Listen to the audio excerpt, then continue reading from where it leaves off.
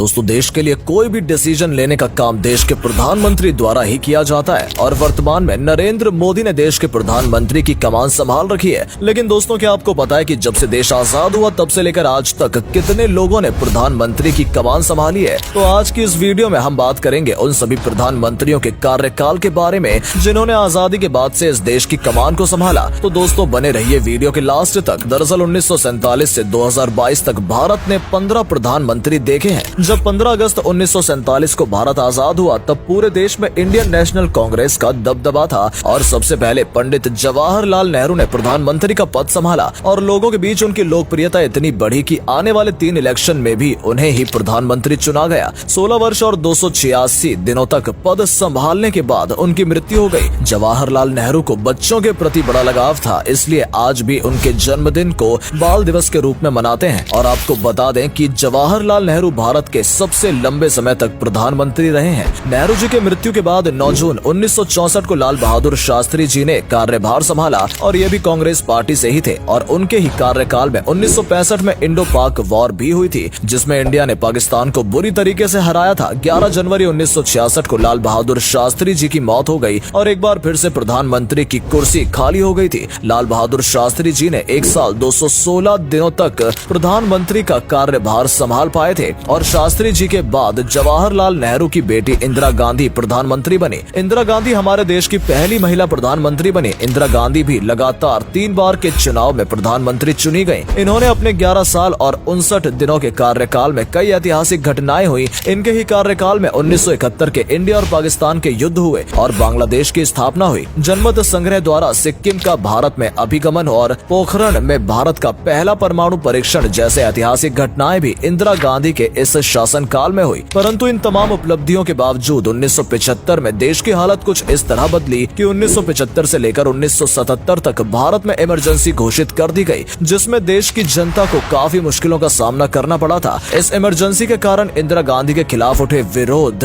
की लहर के कारण जब 1977 में इमरजेंसी हटाई गई तब देश के सभी ऑपोजिशन पार्टियों ने कांग्रेस को हटाने का जिम्मा उठा लिया और उनके खिलाफ एकजुट होकर लड़े और इसमें सफल भी हुए। और इतने सालों के बाद पहली बार जनता पार्टी को गठबंधन की तरफ से मोरारजी देसाई देश के पहले नॉन कांग्रेसी प्रधानमंत्री बने। 24 मार्च 1977 को इन्होंने कुर्सी संभाली, लेकिन गठबंधन से बनाई गई सरकार को राजनीतिक निर्णय पर एक मत बनाए रखना बहुत कठिन था, इसलिए उन्होंने 2 साल 126 दिन के बाद ही इस्तीफा दे दिया और भारत के इतिहास में इस्तीफा देने वाले पहले प्रधानमंत्री बने। उसके बाद चौधरी चरण सिंह जो कुछ समय के लिए मोरारजी की सरकार के उप प्रधानमंत्री रहे, उन्होंने कांग्रेस ने समर्थन दिया और प्रधानमंत्री बनवाया। लेकिन जितनी तेजी से कांग्रेस ने उन्हें ऊपर पहुंचाया उतनी ही तेजी से उन्होंने समर्थन खींच लिया और मजबूरन चौधरी चरण सिंह को अपने पद से इस्तीफा देना पड़ा। इनका कार्यकाल मात्र 170 दिन तक का ही रहा और 3 सालों तक सत्ता से दूर रही कांग्रेस ने फिर से भारी बहुमत के साथ वापसी की और इंदिरा गांधी को उनके दूसरे कार्यकाल के लिए निर्वाचित किया गया। इस दौरान उनके द्वारा लिया गया सबसे कठोर निर्णय था ऑपरेशन ब्लू स्टार, जिसमें अमृतसर के हरिमंदिर साहिब में छुपे हुए खालिस्तानी आतंक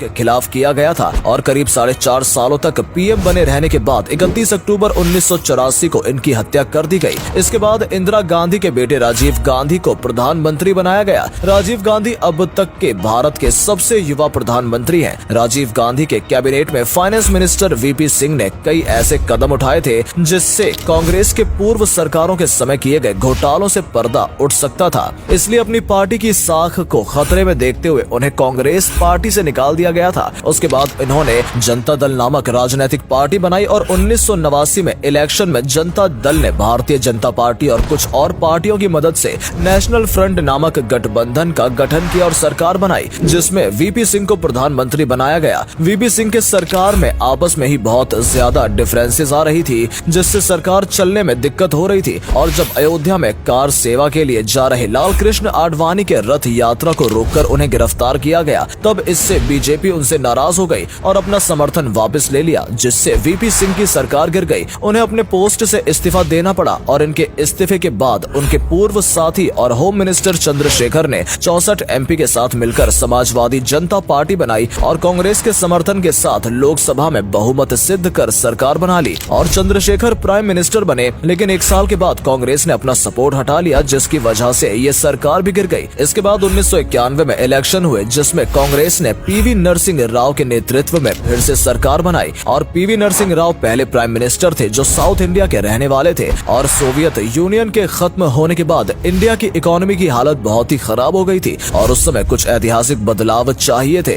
जो प्रधानमंत्री नरसिंह ने अपने फाइनेंस मिनिस्टर मनमोहन सिंह के साथ मिलकर कुछ बड़े डिसीजन लिए, जिस वजह से हमारे देश की इकोनॉमी को बहुत फायदा हुआ। ये पहले प्रधानमंत्री थे जो नेहरू गांधी परिवार से न होने के बावजूद भी अपने कार्यकाल के 5 साल पूरे किए और इसके बाद देश ने अगले 3 सालों में 4 प्रधानमंत्री को देखा। इसकी शुरुआत करी अटल बिहारी वाजपेयी ने, जो सिर्फ 16 दिन तक प्रधानमंत्री रहे और फिर एचडी देवगौड़ा आए जो 324 दिन तक पीएम बने रहे। फिर इंद्र कुमार गुजराल जिन्होंने 332 दिनों तक प्रधानमंत्री के पद पर रहे और इसके बाद बीजेपी की सरकार बनी और फिर अटल बिहारी वाजपेयी प्रधानमंत्री बने। इनकी सरकार के कुछ अत्यंत ठोस और मुख्य कदम उठाए, जैसे उन्होंने पोखरण में 5 अंडरग्राउंड न्यूक्लियर एक्सप्लोजन करवाए। ऐसा करने से यूएस जैसी वेस्टर्न कंट्रीज खुश नहीं थी, इसलिए उन्होंने भारत पर कुछ इकोनॉमी सेशन लगाने की कोशिश की, लेकिन उस समय इंडिया के साथ रशिया, फ्रांस जैसी गल्फ कंट्रीज का सपोर्ट था, जिस वजह से वो ऐसा करने में असफल रहे। इस समय पर ऑल इंडिया अन्य द्रविड़ा मुन्नेत्रा कजागम पार्टी ने बीजेपी से अपना सपोर्ट हटा दिया, जिस वजह से बीजेपी की सरकार बिखर गई और उसी समय कारगिल का युद्ध भी शुरू हो गया था, जिसमें करीब 2 महीने बाद भारतीय सेना ने पाकिस्तान पर विजय प्राप्त कर ली थी।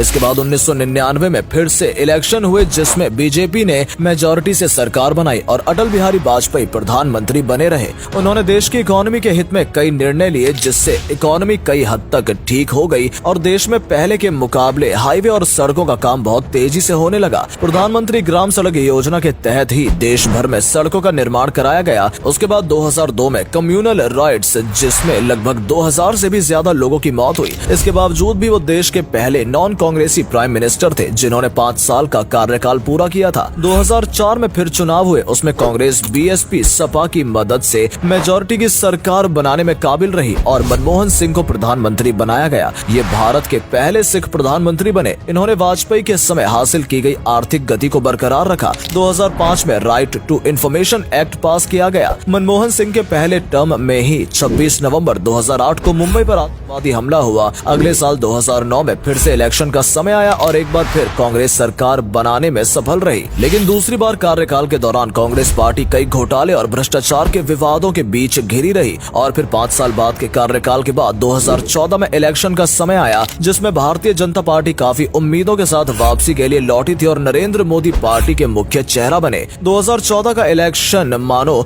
मोदी लहर थी, पूरा देश ही सरकार में बदलाव चाह रहा था और हुआ भी कुछ ऐसा ही। बीजेपी ने पूर्ण बहुमत के साथ सत्ता में वापसी की और नरेंद्र मोदी को प्रधानमंत्री बनाया गया। इनके द्वारा लिए गए कई बोल्ड डिसीजन सराहनीय हैं। इनकी कई योजनाएं फेल हुई और कुछ पास भी हुई, लेकिन अंतर्राष्ट्रीय लेवल पर इन्होंने भारत को एक अलग ही पहचान दिलाई है। 2018 में इन्होंने 500 और 1000 के नोट बंद किए और फिर अगले साल इलेक्शन में एक बार फिर पूर्ण बहुमत के साथ सरकार बनाई और अभी तक भारत के प्रधानमंत्री बने हुए हैं। आपकी नजर में सबसे अच्छा प्राइम मिनिस्टर कौन है? कमेंट करके जरूर बताइएगा।